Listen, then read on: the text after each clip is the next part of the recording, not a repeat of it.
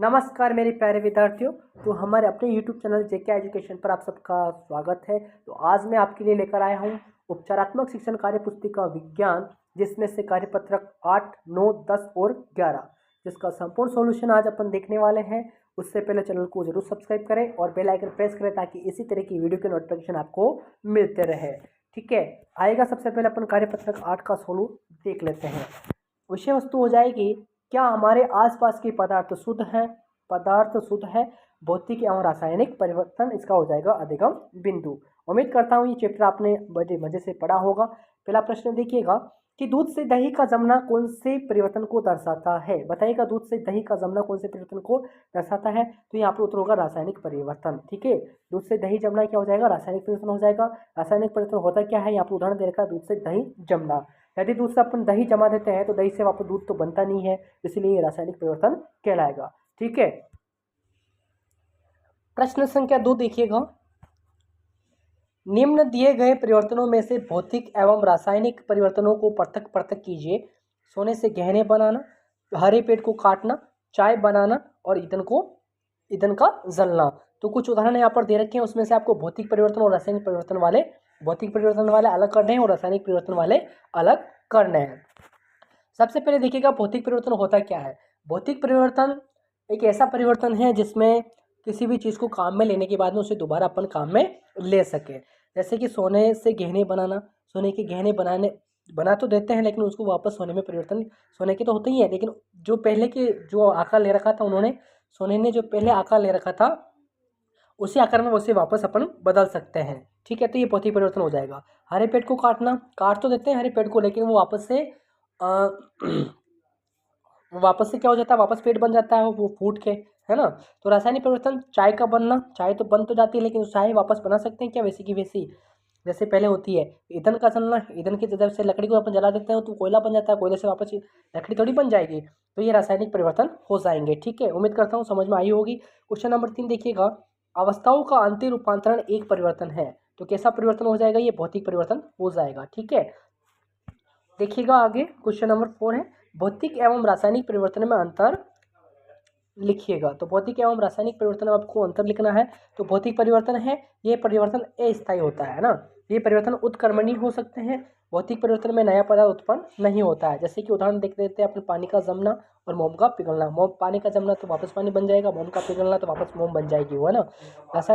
रासायनिक परिवर्तन देखिएगा, रासायनिक परिवर्तन में नया पदार्थ बनता है, पदार्थ के रासायनिक गुण में परिवर्तन होता है। आगे देखिएगा, इसमें नए पदार्थ का निर्माण होता है, जैसे ईंधन का जलना। ठीक है, भौतिक परिवर्तन व रासायनिक दोनों परिवर्तनों को दर्शाने वाला कोई एक उदाहरण लिखिए। तो मोमबत्ती का जलना इसका उदाहरण हो जाएगा। आगे देखिएगा, कार्यपत्रक 9 है, क्या हमारे आसपास के पदार्थ शुद्ध है? शुद्ध पदार्थ अधिगम बिंदु है।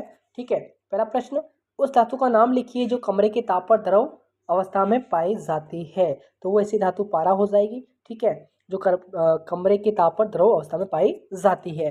प्रश्न संख्या 3 देखिएगा। प्रश्न 2 है, एक नहीं, प्रश्न 2 है, किन्हीं 3 उपधातु के नाम लिखिए। तो आपको किन्हीं 3 उपधातु के नाम बताने हैं। एक तो हो जाएगा बोरोन हो जाएगा, दूसरा हो जाएगा सिलिकॉन, तीसरा हो जाएगा जर्मेनियम। ठीक है, प्रश्न संख्या 3 है, यौगिक को परिभाषित करते हुए कोई 2 उदाहरण लिखिए। तो यौगिक को परिभाषित करते हुए आपको कोई 2 उदाहरण आपको बताना है। ठीक है, तो उत्तर देखिएगा इसका, एक यौगिक वह पदार्थ है जो 2 या 2 से अधिक तत्वों की नियत अनुपात में रासायनिक तौर पर संयोजन से बना होता है, जैसे कि NaCl नमक हो जाएगा इसका उदाहरण। ठीक है, तो प्रश्न संख्या 3 का उत्तर यह रहेगा। क्वेश्चन 4 देखिएगा। प्रश्न 4 है,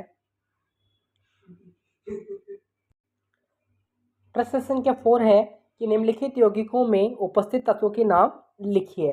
तो हाइड्रोजन ब्रोमाइड और पोटेशियम सल्फेट। तो हाइड्रोजन ब्रोमाइड, इसमें हाइड्रोजन व ब्रोमाइड तत्व होते हैं। पोटेशियम सल्फेट, इसमें पोटेशियम व सल्फेट पाया जाता है। प्रश्न संख्या 5 है, आघात वर्धनीयता का कोई एक उपयोग लिखिए। तो इसका उत्तर हो जाएगा, धातुएं आघात वर्धनीय होती है, इन्हें पीट कर चादर बनाया जा सकता है। क्वेश्चन नंबर 6 है, कि धातु एवं अधातु में कोई 3 अंतर लिखिए। तो उत्तर, धातु चमकीली होती है और ये विद्युत की सुचालक होती है, ये तन्य व प्रतिध्वनिपूर्ण होती है। अधातु में अंतर देखिएगा, ये चमकीली नहीं होती है, ये विद्युत की कुचालक होती है, ये तन्य में प्रतिध्वनिपूर्ण नहीं होती है। ठीक है, तो अधातु रंगहीन भी होती है और जो धातु होती है ये इसमें कई सारे रंग भी पाए जाते हैं। ठीक है, अगला प्रश्न देखिएगा, अगला कार्यपत्रक है 10। इसका विषय वस्तु हो जाएगा परमाणु एवं अणु अधिगम बिंदु हो जाएंगे रासायनिक संयोजन के नियम। पहला प्रश्न है कि सर्वप्रथम किस भारतीय दार्शनिक ने परमाणु के बारे में बताया था? तो उत्तर हो जाएगा महर्षि कर्नाड ने जो है वह सर्वप्रथम भारतीय दार्शनिक थे जिन्होंने परमाणु के बारे में बताया था। कौन थे भाई? महर्षि कर्नाड। प्रश्न संख्या 2 है, निम्नलिखित यौगिकों के सूत्र लिखे। तो निम्नलिखित यौगिकों के सूत्र हो जाएंगे, कैल्शियम कार्बोनेट का सूत्र क्या हो जाएगा? CaCO3, और मैग्नीशियम क्लोराइड का हो जाएगा MnCl2, और अमोनियम हाइड्रोक्साइड का हो जाएगा NH4OH। ठीक है, प्रश्न संख्या 3 है, रासायनिक संयोजन के नियम कौन कौन से हैं? नाम लिखिए। तो द्रव्यमान संरक्षण का नियम हो जाएगा और स्थिर अनुपात का नियम इसके हो जाएंगे।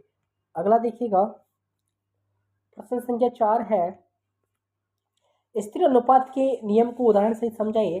तो उत्तर हो जाएगा किसी भी यौगिक में तत्व सदैव एक निश्चित द्रव्यमानों के अनुपात में विद्यमान होते हैं।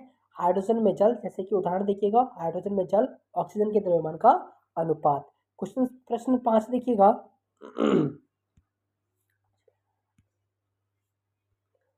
प्रश्न संख्या 5 है, हाइड्रोजन एवं ऑक्सीजन द्रव्यमान के अनुसार 1:8 के अनुपात में संयोग करके जल का निर्माण करते हैं। तो 3 ग्राम हाइड्रोजन गैस के साथ पूर्ण रूप से संयोग करने के लिए ऑक्सीजन गैस की कितने द्रव्यमान की आवश्यकता होगी? तो इसका उत्तर हो जाएगा 1 ग्राम हाइड्रोजन के लिए ऑक्सीजन 8 ग्राम की जरूरत होती है। तो 3 ग्राम हाइड्रोजन के लिए पूर्ण रूप से सहयोग करने के लिए 8 × 3 = 24 ग्राम ऑक्सीजन गैस द्रव्यमान की आवश्यकता होगी। जब 1 ग्राम के लिए 8 ग्राम की जरूरत होती है तो 8 को 3 से मल्टीप्लाई कर दो तो आपका निकल के आ जाएगा। अगला देखिएगा, कार्यपत्र 11 है, परमाणु में अणु विषय वस्तु हो जाएगी, अधिगम वस्तु हो जाएगा परमाणु। ठीक है, तो पहला प्रश्न है, परमाणु त्रिज्या की मापन इकाई लिखिए। तो परमाणु त्रिज्या को नैनोमीटर से मापा जाता है। किस मीटर से मापा जाता है भाई?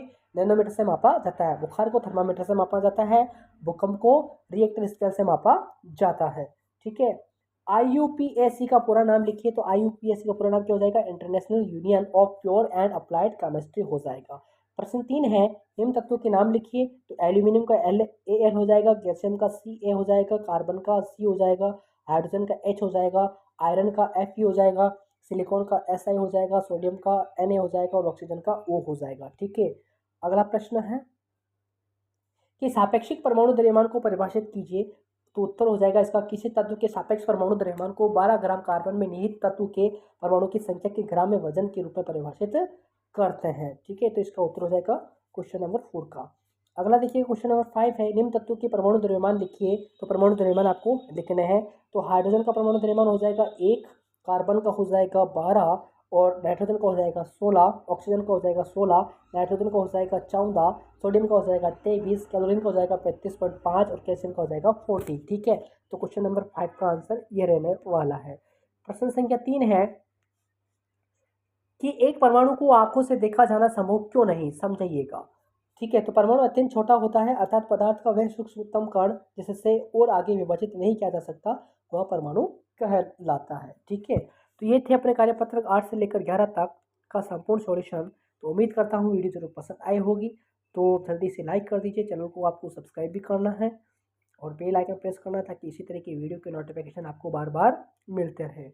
देखिएगा, एक बार धीरे धीरे मैं आपको बस सारे आंसर बता देता हूँ ताकि आप वीडियो को रोककर आसानी से लिख सकें।